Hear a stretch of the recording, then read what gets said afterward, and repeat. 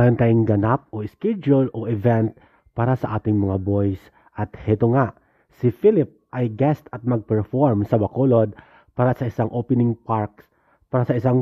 ng park sa Bacolod, at si Philip ang mag-perform at guest kasama ang host na si Robbie Domingo.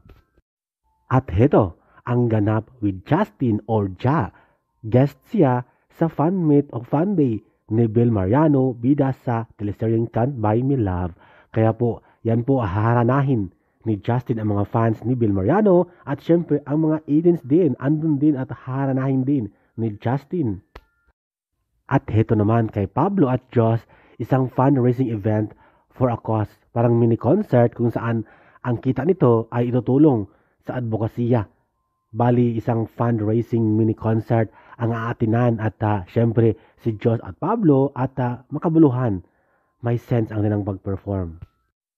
At syempre, hito ulit si Philip, Chinatown New Year. Mag-perform si Philip sa Chinatown sa Manila ngayong February 9, 6 p.m.